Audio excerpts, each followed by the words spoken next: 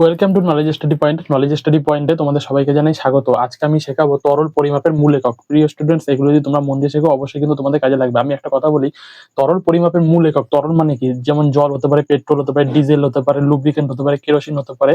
যেগুলো অনিয়ত কাজ, যেগুলো কাটলে ভাঙলে ইত্যাদি এগুলো করলে বোঝা যাবে না এবং দেখা যাবে না, সেগুলো হচ্ছে তরল। এবং পারদও হতে পারে, ঠিক আছে? তো এগুলো ৬টা দেওয়া আছে। এই ৬টার মধ্যে আমি এগুলো মিলিলিটার, লিটার, সেন্টিলিটার, ডেসিলিটার কিভাবে ভাগ করেছি সেগুলো অবশ্যই দেখে নেব এবং ভিডিওটি শেষ পর্যন্ত দেখবে এবং স্কিপ করবে না।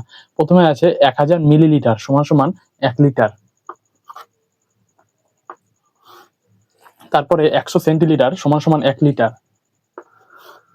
নেক্সট ১০ ডেসিলিটার সমান সমান ১ লিটার। ১০০০ লিটার সমান সমান ১ কিলোলিটার। ১০০ ডেকালিটার সমান সমান ১ কিলোলিটার। ১০ হেক্টোলিটার সমান সমান ১ কিলোলিটার। ঠিক আছে? এগুলো দেখো মিলিলিটার, লিটার, সেন্টিলিটার, এগুলো কিন্তু এক একটা কিন্তু তরলের পরিমাপের মূল একক। ঠিক আছে? এগুলো যদি তোমরা একবার মন দিয়ে শিখে নাও তাহলে কিন্তু অবশ্যই তোমাদের কাজে লাগবে। হঠাৎ করে যদি পরীক্ষা আসে যে ১০০০ লিটার সমান সমান কত, তখন কিন্তু হবে ১ কিলোলিটার, অথবা ১ কিলোলিটার সমান সমান কত, তখন হবে ১০ হেক্টোলিটার। যদি ঘুরিয়ে দেয়, তারপরে আছে ১০০ সেন্টিলিটার সমান সমান কত, তখন হবে ১ লিটার। ঠিক আছে? এই ছিল আজকে তরল পরিমাপের মূল একক। তরল আমি আগেও বললাম, আবারও বলছি যে তরল যেমন পেট্রোল, ডিজেল, জল ইত্যাদি এগুলো হতে পারে যেগুলো অনিয়ত কাজ, যেগুলো কাটলে ভাঙলে বোঝা যাবে না এবং দেখা যাবে না। তো এই ছিল আজকের ভিডিও।